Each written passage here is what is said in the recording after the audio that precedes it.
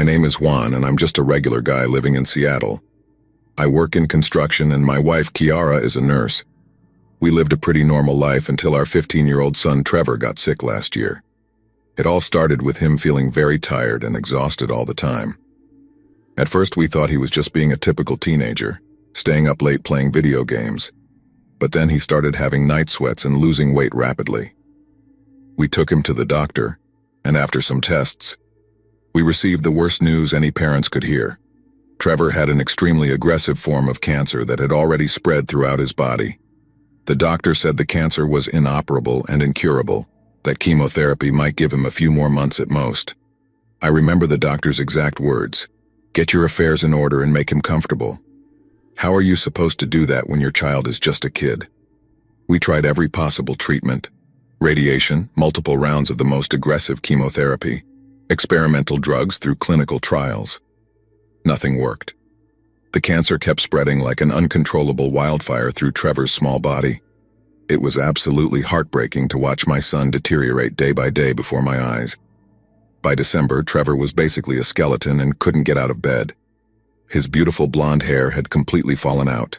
His eyes were sunken into his skull, and he had sores all over what was left of his skeletal body. He looked like he had aged 50 years in the span of 6 months. But despite everything, Trevor's mind remained perfectly intact, and he stayed brave and positive. It was as if his brain was trapped in this decaying body, fully aware of what was happening to him. With modern medicine failing, I became obsessed with finding some kind of solution online to keep my son's mind alive. That's when I first discovered the underground world of head transplants on the dark web.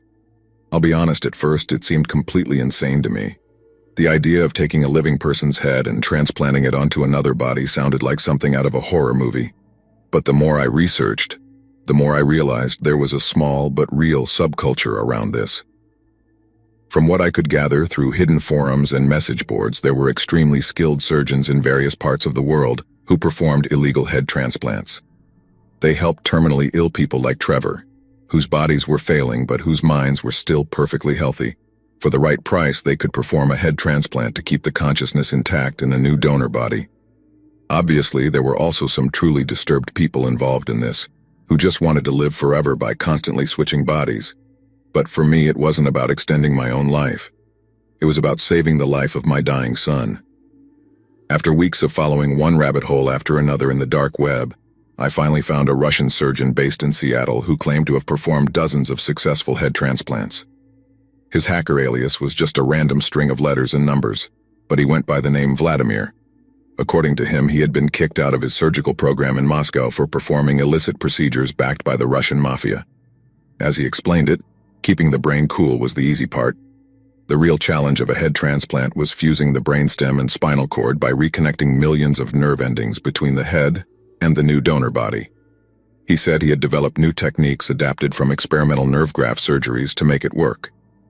I provided him with all of Trevor's medical details and some recent full-body scans from the hospital. Vladimir said we were the perfect candidates since Trevor's brain showed no signs of cancer or damage from treatments like radiation. Only his body was filled with tumors from the neck down. He asked for $250,000 for everything: finding and preparing a compatible donor body, medication to prevent rejection, and performing the entire head transplant procedure. I nearly fell out of my chair at the amount, but then I realized I would literally pay any price to save my son's life. Against my wife Kiara's wishes, I emptied all of our life savings, maxed out every credit card, and even took out a second mortgage on our house. I sent Vladimir $100,000 up front through cryptocurrency with the promise to pay the rest once the procedure was complete. He seemed satisfied and said he already had a compatible donor body ready. Over the next few weeks, he sent me a handful of terrifying videos that turned my stomach. The first was of a homeless young man who appeared to be completely drugged out. He was slumped over with drool dripping from his mouth. Vladimir said that this would be the donor body for Trevor's head since my son was so weak. The next video showed the homeless man being brought into Vladimir's makeshift operating room, which was nothing more than a dirty motel room. He appeared to be completely naked and strapped to a blood-stained mattress in the center of the room. Vladimir administered some kind of injection into the man's arm. A few seconds later, the donor became completely still, as if he had stopped breathing. "Don't worry, it's just a total muscle relaxant so he doesn't move during the procedure," Vladimir said off camera, in his thick Russian accent. He then wheeled over a massive ice bath filled with a bluish liquid that looked like antifreeze or something. Now, time to harvest the donor before it spoils, he said calmly. He grabbed a straight razor from a tray of rusty tools and roughly shaved all the hair off the homeless man's head. After that, he took a bone saw, and God, I can't even describe the sound that followed. The saw was cutting directly into the base of the man's skull, separating the head from the body like it was a Thanksgiving turkey. He simply tossed the body aside on the mattress like a sack of potatoes and dropped the decapitated head into the icy blue liquid with a splash. It was the most terrifying and horrifying thing I've ever witnessed in my life, but I had to remind myself that this was Trevor's only chance at survival. The next video was even worse. It showed Vladimir going through the process step by step of extracting the brain from the donor and putting it into another small container filled with the same blue liquid. He used some kind of circular tool to essentially drill into the skull and suction out all of the brain matter and the stem into a sealed plastic bag. It was so gruesome that I nearly vomited watching it. The day before the scheduled procedure, Kira and I said goodbye to Trevor as if it were the last time we'd ever see him. We explained to him that this special surgery might cure his cancer by giving him a completely new body. His eyes actually lit up with excitement at the thought of not being sick anymore. "Mom, Dad, I'm not gonna lie, I'll miss my good looks," he said with a weak laugh, even though he had become a walking skeleton. "Maybe the new body will be muscular and good at sports." We hugged and cried tears of joy, unable to truly believe that this nightmare plan might actually work as a miracle from God. We left Trevor's hospital room with a glimmer of hope for the first time all year. The next morning at 3 a.m., Vladimir texted me that he was ready and sent me an address in the industrial part of Seattle, to an old, run-down warehouse. I lied to Kiara, telling her that a doctor from the clinical trials at the hospital needed me to take Trevor for early treatment. Then I went alone in my truck. When I arrived, I was shocked to see a sleek black Mercedes with diplomatic plates parked in front of the entrance. A burly Russian man, bald-headed with neck tattoos, opened the door for me as I got out. Without saying a word, he motioned for me to follow him inside with Trevor's body in the portable incubator. The warehouse was completely trashed and abandoned, except for a small area sectioned off with curtains, where a bright light was shining from within. There was a foul stench, like rotting meat, wafting through the air. More Russian thugs stood outside, smoking and giving me threatening looks. Anxiety and fear overwhelmed me as I began to doubt this whole plan. "Dad, what is this place?" Trevor asked weakly, his voice raspy from the incubator. I told him not to worry, that the doctors just needed to work in a private location for this experimental procedure. I followed the bald Russian through the curtain and had to stifle a scream. Vladimir was already there, waiting, dressed in blue surgical scrubs and reeking of cigarettes. There was a small folding operating table in the center of the room, surrounded by buzzing machinery and trays of surgical tools, like something out of a torture chamber. Several bags of IV fluids and medication hung from the stands, along with the same bluish liquid that had held the donor's brain sample. There was also a larger container in the corner, from which thick vapor was rising. Nearby, 2 bloodied and mangled male bodies lay on the floor like ragdolls. "Ah, you made it. I was starting to think you backed out," Vladimir said with a deranged grin. "Shall we begin? Don't worry about the mess, it's just from the previous donors." The burly Russian who had let me in opened the incubator and pulled out Trevor's skeletal body. He began stripping him of the hospital gown as Trevor screamed in pain from the sores covering his body as he was moved and touched. His eyes widened in terror as he took in the horrifying scene around him on the operating table. "Dad, you didn't tell me what's happening," Trevor screamed as tears began to roll down his sunken face. My heart shattered into 1,000 pieces as I realized that I had been deceived and dragged into this nightmare. It was too late to turn back. Through my own tears, I told Trevor to be brave, that this was the only way to save him. I reassured him that he would wake up in a new body, one that worked after the procedure, lying to him to keep him calm. "Lies, you sick bastard!" I shouted at Vladimir, lunging toward him until one of the thugs slammed a baton into my chest to stop me. "Don't insult me, you ignorant fool.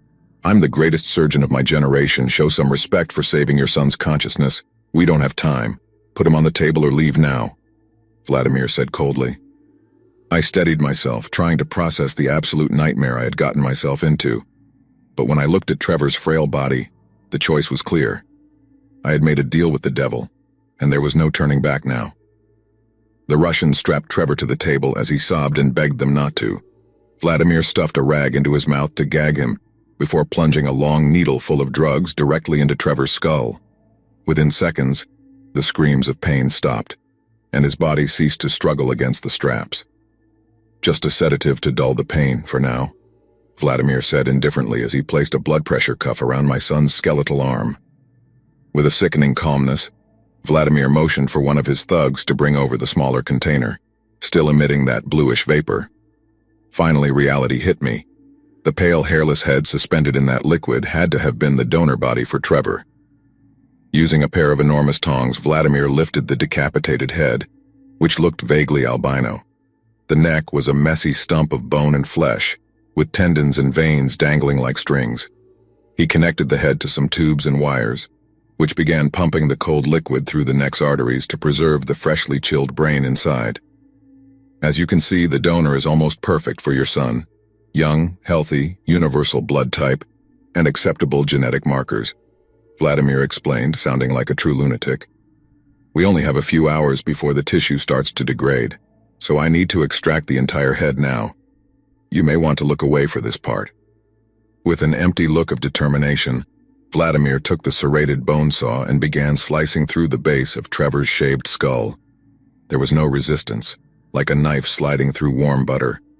The sound was hellish, only slightly muffled by the wet, muffled noises coming from Trevor as he struggled against the rag in his mouth. I collapsed to the floor crying as I watched my dying son's head slowly being severed from his shoulders. There was so much blood staining the concrete beneath the table. Vladimir removed the rag to let Trevor take one final breath as his head lolled to the side, still hanging by a thin flap of muscle and tendon. "The head is fully detached, the hard part is over. I once cut the wrong piece by accident. It was most embarrassing," Vladimir said, laughing at his own sick joke. "Now I must work quickly before the tissue dies." From there, the next few hours were a blur of a complete medical nightmare that haunts me to this day. Somehow I found the strength to stay in that warehouse and watch as a team of strange men in welding masks worked to attach Trevor's decapitated head to the donor's body. They used tubes and wires to connect his head to a pumping system that continuously circulated that blue antifreeze liquid to keep his brain tissue alive. Meanwhile, Vladimir focused on the intricate task of preparing the spinal cord stumps for reconnection. He injected both my son's neck and the donor body's neck with a type of blue gel he called the Neuralink Conductive Matrix. It looked like some kind of conductive paste, maybe mixed with copper or platinum nanoparticles in a surgical protein gel. He fused both spinal cord segments using a micro-cauterizing saw to stitch them together at the molecular level. The other members of the masked surgical team worked to secure the donor body's neck stump to Trevor's shoulders using a grotesque assembly of pins, titanium rods, sutures, and staples. Once the head was secured upright, they did the same to the spinal cord junction to allow the tissue to fuse and heal. All the while, I knelt in the corner, praying to God that they could finish before Trevor's brain suffered too much damage from the lack of oxygen and blood flow. My son's decapitated head had glassy, bluish eyes, almost drained of blood. His mouth hung open in a silent scream of agony. "Pause to consider, Mr. Martin. Trevor is now permanently attached to the new donor body. The final steps carry the greatest risk," Vladimir said as he cracked his knuckles for the delicate spinal cord work. "If the reconnection is faulty, there will be severe brain damage or a very short life. Do you still want to proceed in the hope of saving him?" I didn't hesitate. I told them to do whatever it took to restore the blood flow and complete the transplant. Failing to continue after everything Trevor had already endured would be crueler than death itself. Vladimir nodded and reached for the final piece of equipment, a strange black helmet with dozens of wires and blinking yellow lights protruding from it. He lowered it onto Trevor's newly attached head like some kind of menacing metal crown, then flipped a few switches. The yellow lights began blinking rapidly as an electric hum filled the warehouse. The noise grew so deafening that I had to cover my ears as the volume rose, like a generator starting up for the first time. The sick bastards around me started showing signs of nervousness, backing away from the operating table. Trevor's body jolted violently upward as if electrocuted, but was held in place by the clamps and pins that kept his head attached to the donor body. His mouth snapped open, and his eyes rolled back completely. Just when I thought his head was going to explode, an unmistakable smell of burning flesh and hair filled the air. The energy crackling through the warehouse grew more intense, lighting up everything with a blinding glow. Suddenly, the electricity reached a climax, and with a blast flung Vladimir and his cronies against the warehouse walls. Everything went completely dark. The only sound left was the faint buzzing and crackling of the black helmet still attached to Trevor's head. I panicked, screaming for help as I tried to orient myself in the pitch-black warehouse. I noticed a faint red glow beginning to emanate from within Trevor's chest cavity. At first, it was just tiny flickers, like some circuits turning on and off erratically. But quickly the light grew brighter until it looked like a fire was burning inside Trevor's hollow ribcage and chest. The glow illuminated his face, still frozen in a look of horror with his eyes rolled back. I screamed for help as Vladimir and the others began to regain consciousness after the explosion. The red light was growing more blinding, as if some vengeful spirit had possessed Trevor's lifeless body. The Russian butchers were paralyzed with fear. That's when Trevor's newly transplanted body shot up from the table with unnatural speed, grabbing Vladimir by the throat with superhuman strength. Trevor's head jerked violently as the black helmet crackled with energy. Trevor's voice emerged, but it was deep and distorted, almost electronic, and didn't sound like his own. "What have you done to me?" he growled in a menacing tone, far beyond his years, like it was a mix between his voice and something much darker. It didn't sound entirely human. Vladimir tried to scream but could barely make a sound as Trevor's skeletal fingers crushed his windpipe. The red light inside Trevor's chest grew even more intense with every passing second. "You tried to play God. Now you'll learn what it's like to be undone," Trevor roared, his voice echoing through the warehouse. Before anyone could intervene, arcs of crimson electricity began shooting from Trevor's empty eye sockets and mouth, disintegrating everything they touched. The first to fall were the Russian bodyguards. Their bodies dissolved in seconds, turning into pools of red mush. Vladimir watched in terror as his surgical team was instantly vaporized by the uncontrollable power of my son. I stood frozen in the corner, unable to do anything as I watched the greatest mistake of my life unravel before my eyes. Trevor had become some kind of abomination, with his brilliant mind trapped in that undead body, wielding the power of an unimaginable destructive force. With his last breath, Vladimir looked at me and whispered a chilling warning. "Your son is lost. He's become a machine." With a sickening crunch, Trevor tore Vladimir's head off and reduced it to ashes with a concentrated pulse of energy. Then he turned his vacant gaze toward me. There was torment and fury in his eyes. "Dad, you have to destroy me before it's too late. This power, it's too much," Trevor cried, his voice alternating between his normal tone and that sinister electronic echo. Tears streamed down my face as I shook my head, unable to act against my own son. "I can't, son. I can't do that to you, not after everything," I begged, knowing I was the one who had condemned him to this fate. Trevor's body began to shake and contort violently as the crimson energy built up again, this time emanating from his entire being. "Dad, no, run, you have to get—" But his warning was cut off as Trevor's body reached some kind of critical limit. There was a gut-wrenching electric screech as his limbs and torso abruptly disintegrated into a column of overheated plasma and radiation, instantly vaporizing everything around us in the warehouse. I have no idea how I survived that apocalyptic explosion, or how I managed to escape from that cursed place alive.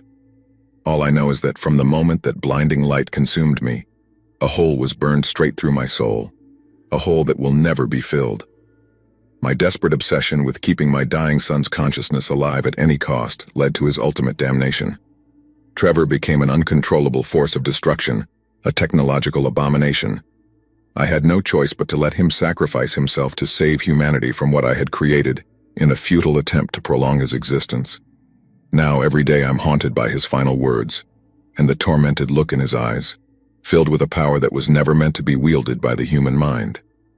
The brilliant light of my son was extinguished, leaving the world an even darker place than before. So I beg everyone reading this, if you ever face the loss of a loved one, no matter how heartbreaking it may be, some forces are beyond our understanding. Let them go in peace when their time comes, or suffer the eternal torment of being responsible for upsetting the natural order. The dead must rest. Some questions are better left unanswered.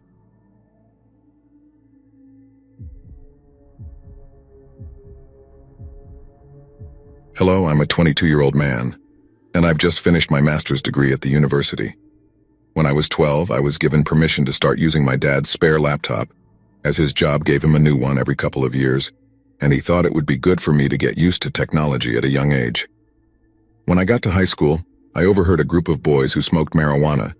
I don't really know why they were talking about this, talking about how people were accessing restricted parts of the internet where everyone's information was stored. So I started researching online and discovered the dark web, which most of you know as the deep web. I found proxy sites, as well as hacks that could use commands to mask your IP address and thus open many locked doors. I spent most of my late teenage years doing these kinds of things online, using some forums like Raddot to talk to people who were basically doing the same thing as me. I didn't have many friends outside of the internet, so yeah, the internet was my place, and I became quite good at fitting in. I had about 3 aliases that I used, but only one close online friend knew they were all me. Nathan was my main connection to the dark web since somehow he spent even more time on it than I did, though the only thing I did besides going unnoticed with him was playing Halo on my friends list. What I liked about him was that neither of us mentioned our last names or real information, even though we both could have looked up anything about each other and found pretty much everything we wanted. That said, I trusted Nathan more than almost anyone, and he knows more about this story than I'm willing to admit here. In college, I roomed with a local dealer who, unbeknownst to the education board that expelled him, actually worked for me. It was incredibly easy to order narcotics online like MDMA and ecstasy if you knew where to look. I even sent them to my dorm's P.O. box without anyone noticing. I got drugs online, and my old friend used his real-life connections to sell them, as I didn't have many. It was around this time that I started to feel like I had everything under control, and no one could touch me if they couldn't trace my IP address. In my second year of biomedicine, I got into some really stupid stuff. A jerk started sharing snuff videos online that made the most disturbing movie you've ever seen look completely normal. That's why I only used links I found myself, or, more often, the ones Nathan gave me. We would spend days, literally days, marveling at all the craziness people were capable of.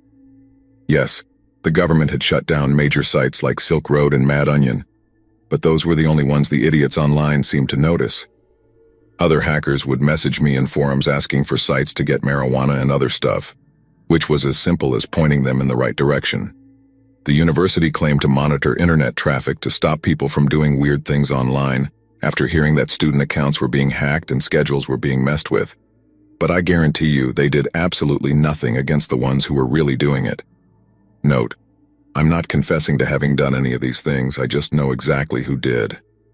By my third year, I had made enough money to have a multi-screen setup, which made decrypting sites much faster for me, as I could read 200 bars without having to scroll through the tab. And in fact, I had become quite good at it. I had to be, given that I was exploring some very disturbing sites. To be honest, I even chatted in some forums with the admins in charge of them. You'd be surprised how normal an admin of a deep website can seem if you didn't know they also had a day job. My curiosity, although really stupid, led me to something worse.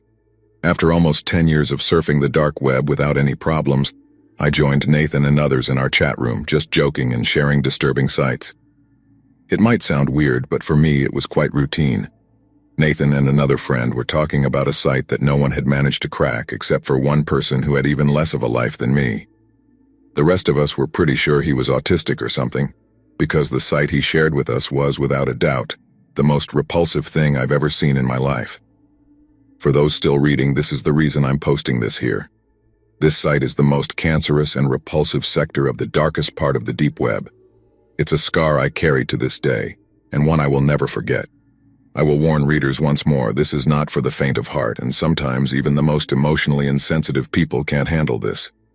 I won't share the URL of the site since I don't want this post to be removed, nor do I want anyone to give it the slightest publicity beyond what I have to say here. That said, it did have an HTML subtitle that I'll let others like me look for if they want. Most called it Cold Body. The guy who was in the chat room earlier gave Nathan and me an encrypted URL, but he was so excited about accessing the site that he didn't send us the decryption, so Nathan and I had to do it manually. We tried for hours. Nathan and I had been doing this our entire adult lives, but we had never seen a code like this. Now that I think about it, I doubt the other guy in the room decrypted this on his own. Nathan and I called it a night, so I left the command open and went out to smoke. Nathan stayed in the chat so we could play Anvil, a Russian crack of Halo for PC. But when I came back, his mic was muted for some reason. For us who had nothing to hide, we almost never muted our mics. I waited a few minutes, thinking maybe he had gone to get something or was masturbating. Nothing. I didn't think much of it. My brain was too busy with the speed of the drug in my bloodstream. I sat down and looked at the code again, thinking I had missed something. And I had. The code was completely different, completely decrypted. I just ran the URL and my PC started working for a moment until finally, about 20 windows opened on my 2 monitors, all of them decrypting codes through a debugger I had installed. Even with 32 gigabytes of RAM, my computer was making more noise than ever before while doing this kind of thing. I thought to myself, I'm going to have to overclock the BIOS if I want to have a chance of getting through. But I didn't feel like it after having smoked so much. I was getting ready to do a forced reboot before my monitors turned off and back on, one by one. That's when I started feeling paranoid. I was thinking about letting it go. I wish I had. Almost all the windows had disappeared. Only 4 remained. 2 of them were normal deep websites that the admin probably used to redirect the IP address. It was the first site I had seen do that. All the text was a dark red and extremely primitive for a site that, for its security, I thought would be a little more impressive. The main window only had a small amount of text on the screen. If you've made it this far, you know what awaits you. If you still don't, you don't belong here. Although I felt relaxed, the text and what it implied about what I was about to do filled me with fear. A simple pop-up window with a yes/no prompt appeared on the screen. I accepted, ready for whatever awaited me on the other side. The window lit up and the second remaining window did too. I wondered what it was for. Maybe another IP redirection or a hidden app disguising the true nature of the site. It simply asked for a username and an optional password, which I still don't know what it was for. The fact that people could have accounts on a site like this looking back is totally disturbing to me. I used my most recent alias, Diablo. I'll omit the rest for obvious reasons. A few more lines of dark red text flew across the window, and then it opened like some kind of chat room similar to what you see on Omegle or something like that, except there were no ads or colors, just dark red text. The chat room was a bit more advanced than the first window, which was now frozen and not responding to any commands I was using on the console. I must say that the feeling of finding the site in the first place was incredible. I couldn't wait to tell Nathan about it, until a chat window appeared with names, one of which I recognized as his, using one of his aliases. I'd say there were about 3 dozen people in the chat room, but I can't remember any names. And even if I did, I wouldn't dare reveal them, not after this. I tried calling Nathan on the phone, but of course he didn't answer. We were in big trouble. It was stupid of us to go so deep into the deep web without knowing what we were getting into. The users definitely already knew each other since they started posting messages in the window immediately, while Nathan and I remained silent. While they talked about casual things, I started to calm down a bit. Maybe it was just an exclusive, rare site, like an online cult where deals or other stupid things I had seen in the past were organized. Everything seemed so normal, so why all the mystery? The first window, still blank and unresponsive, suddenly began loading a video file. A snuff video, maybe. It made sense to hide one, but not with so much security. Besides, the chat room didn't make much sense. I wish I had thought more clearly at that moment. If I hadn't been high enough to keep going with this, I probably would have acted differently.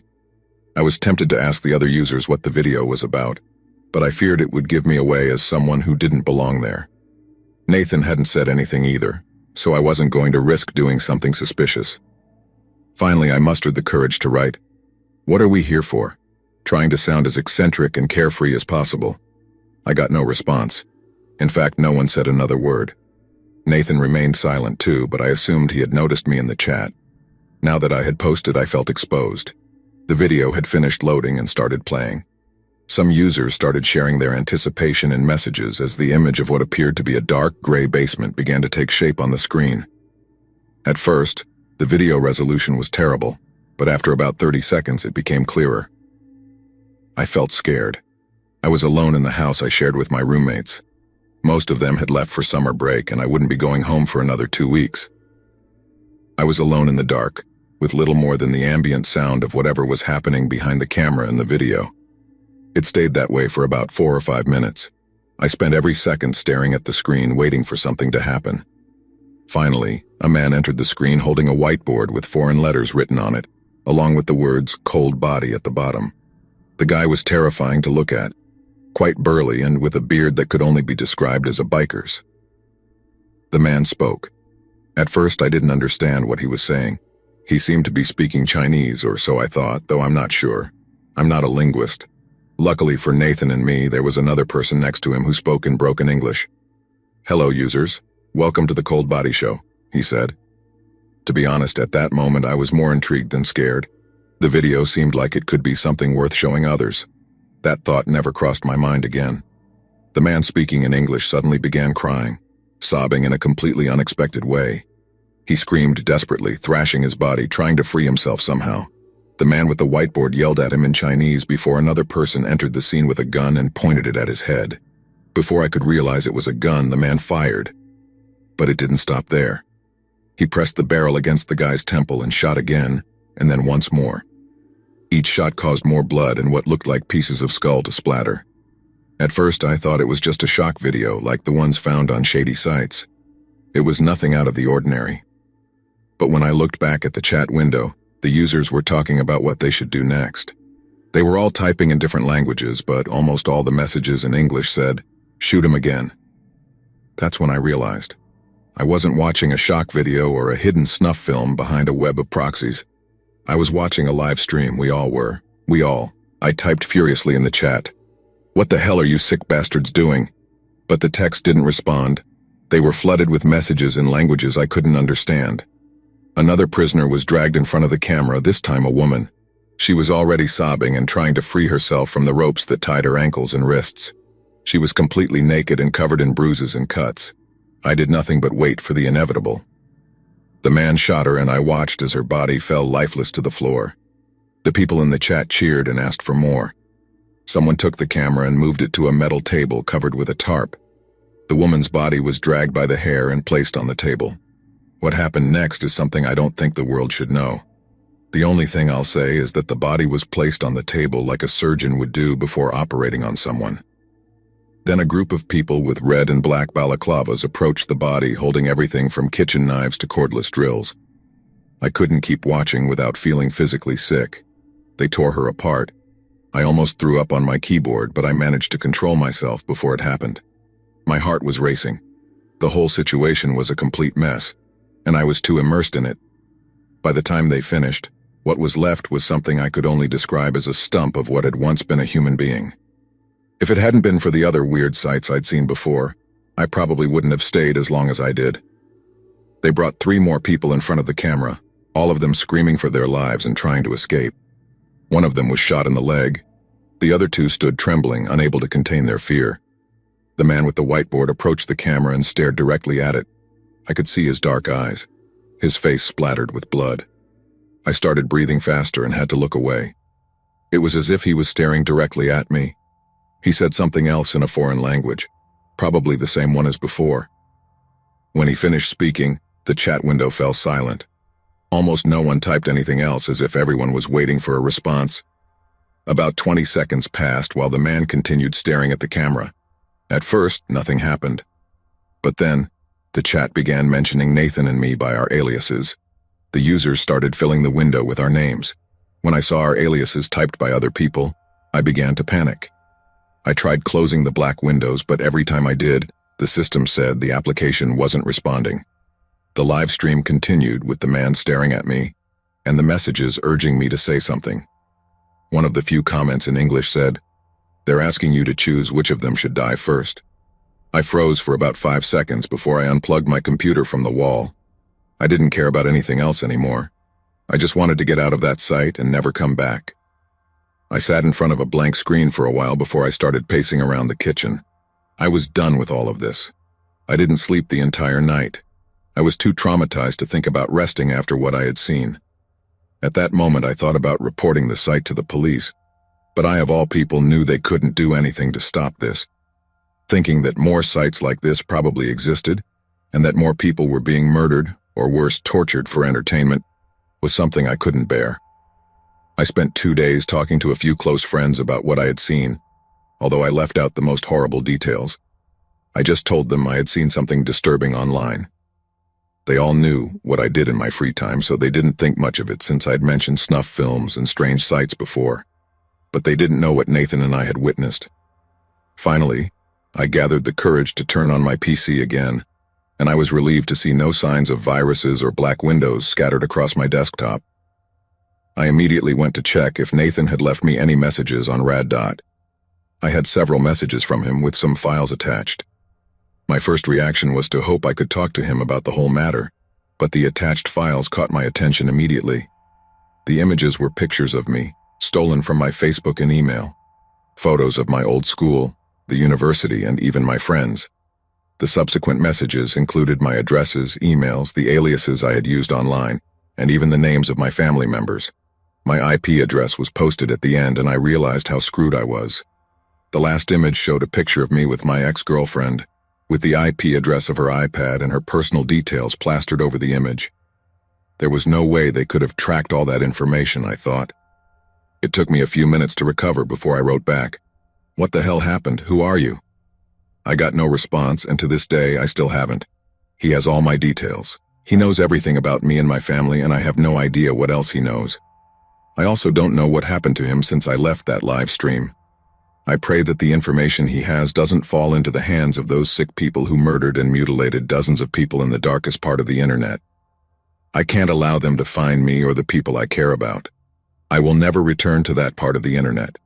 It's no longer safe for me, for you, or for anyone. The police can't find them, but they can definitely find you. Don't try to find the site, don't try to report it. They'll do the same to you as they did to me. And if you think they won't find you, remember that I was practically invisible. Do you want to risk them not finding someone like you? Don't go into the deep web, and for the sake of your humanity, never search for the people behind this. They'll only find you.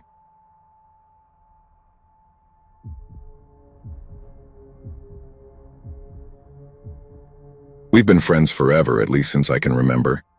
I can still recall the first day we met in kindergarten when we were 5 years old and I was wearing a Power Rangers t-shirt. Arnold, my best friend, told me that he watched them too. It was an instant friendship.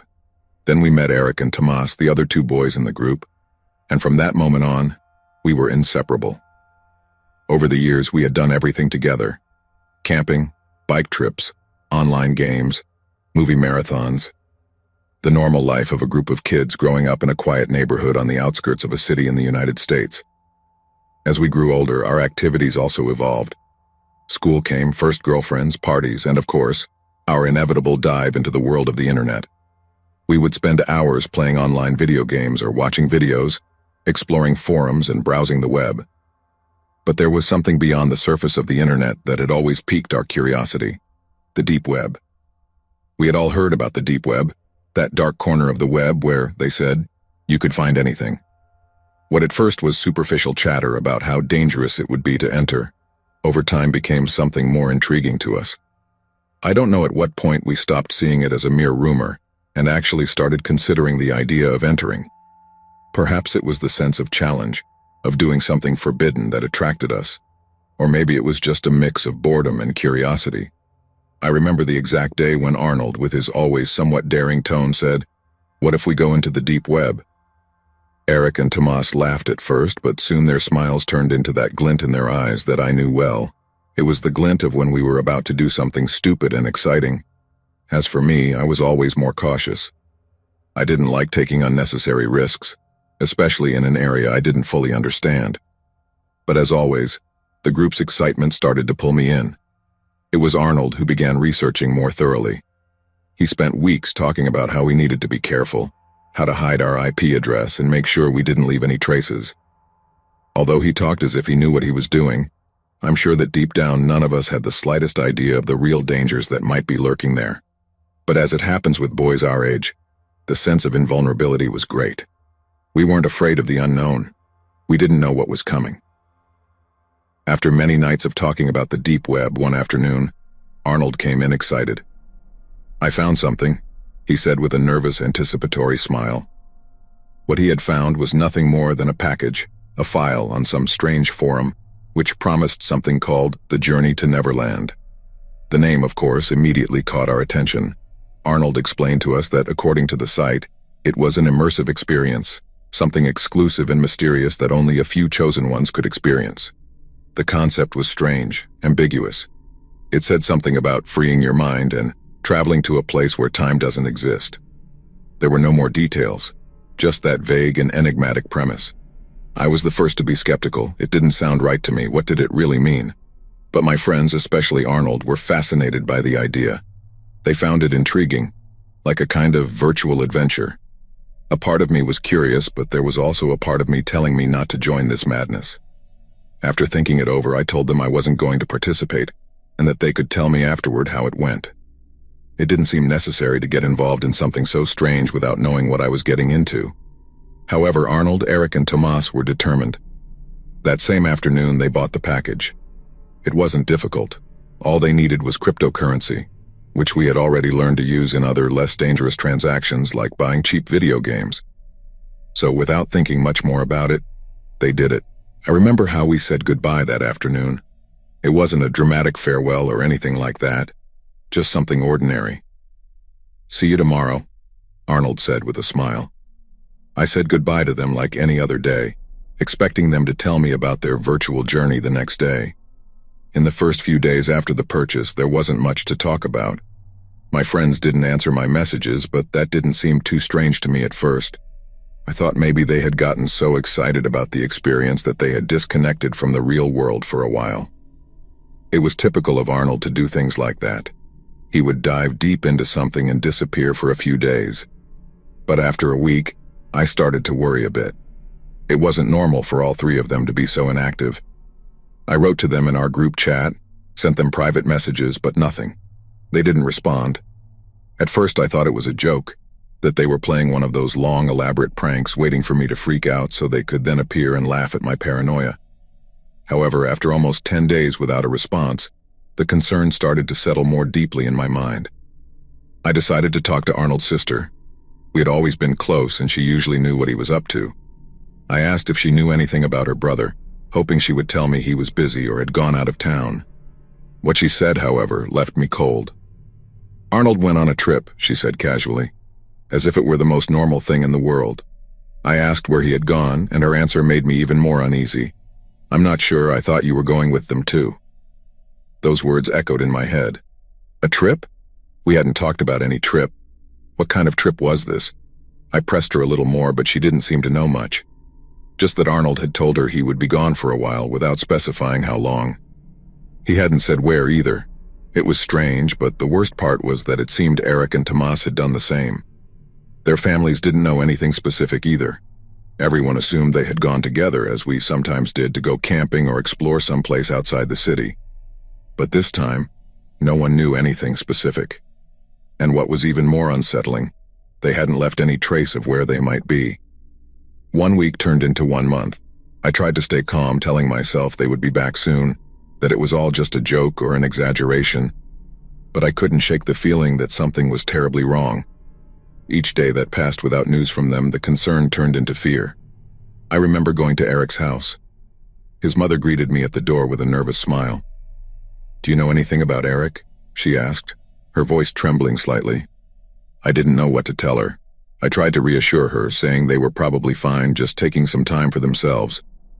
But I knew deep down that wasn't true. Something else was going on. 2 months turned into 3, then 4. No one knew anything.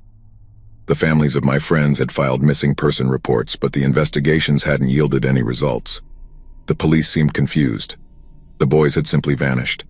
None of their bank accounts had been used. No signs of them on social media, no activity on their phones. It was as if the earth had swallowed them up. By the time 6 months had passed, desperation had started to settle in for everyone. The families of Arnold, Eric, and Tomas no longer knew what to do.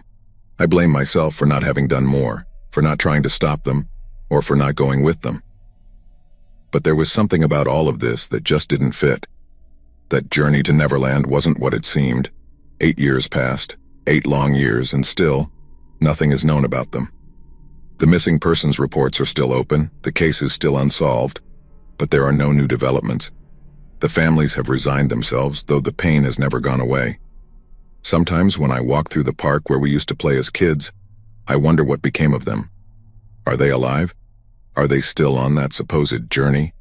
Or worse yet, did they leave for good, trapped in some dark corner of the deep web with no way to return? I'll never know for sure. The only thing I know is that since that day, I can't look at a screen without feeling a knot in my stomach.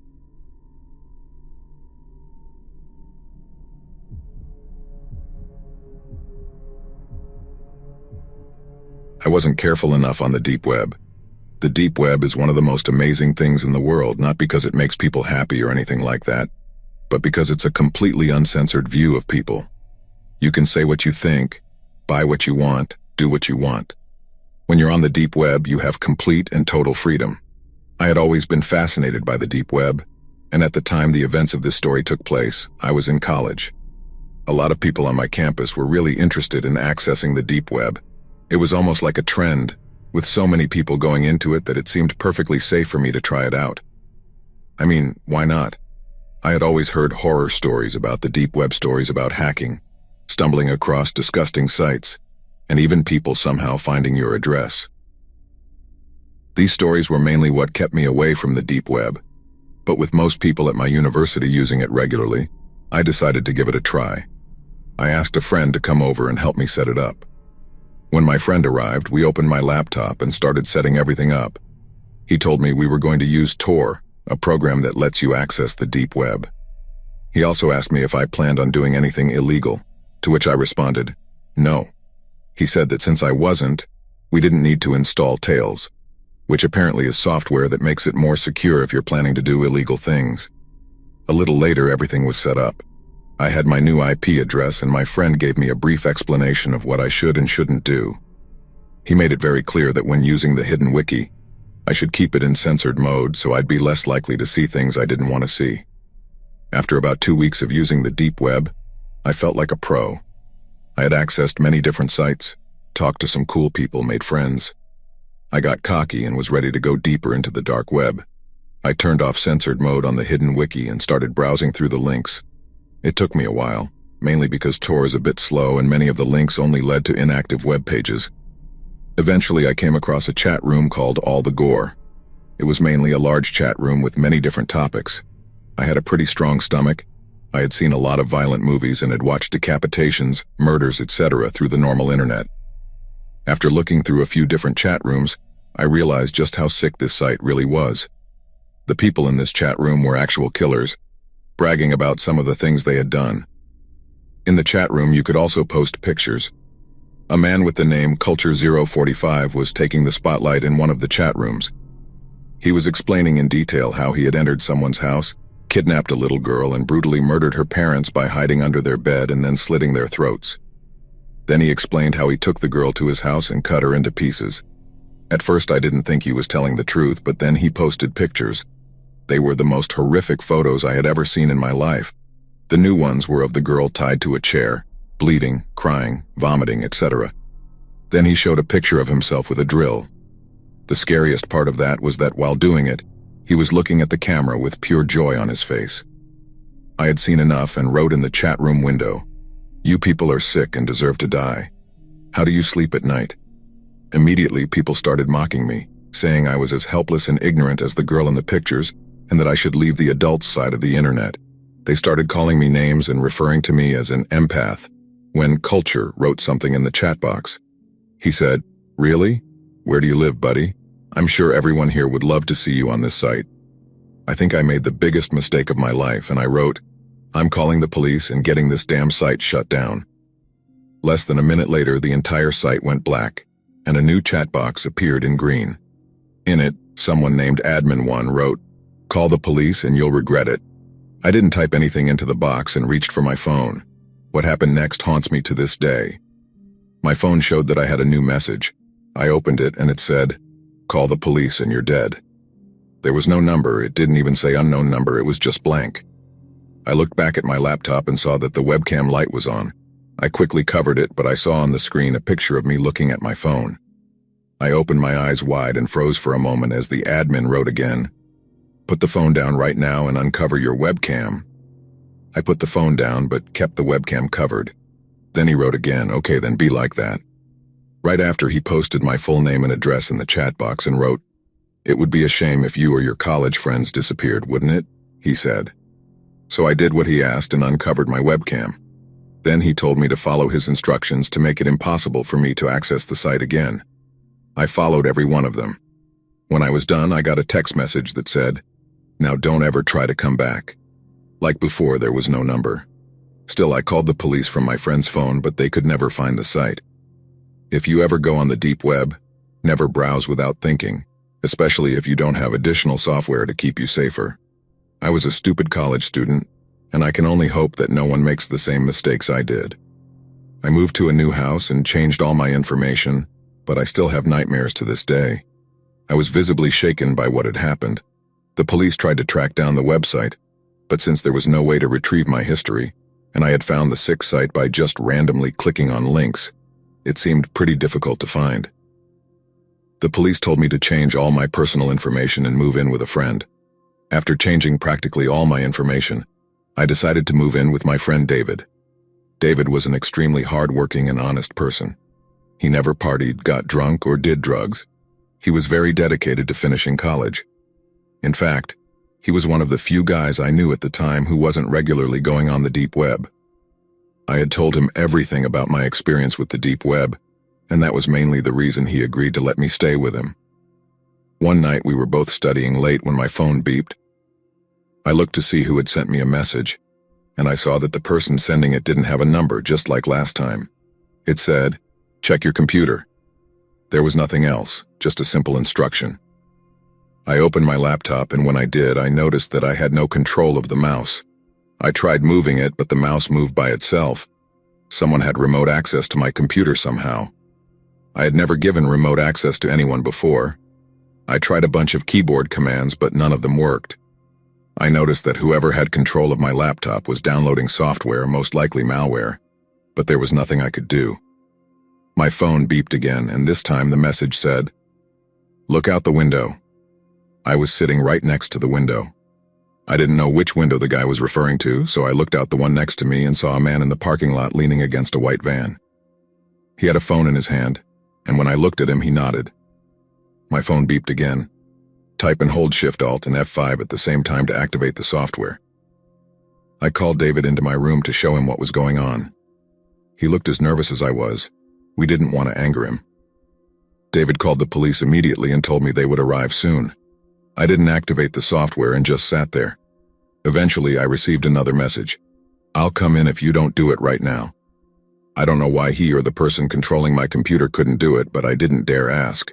At the same time, I was 99% sure this program had malware or spyware or something very harmful to my computer, so I refused to activate it. David grabbed a baseball bat in case the man outside tried to come in. About 5 minutes later, we heard the doorknob turn.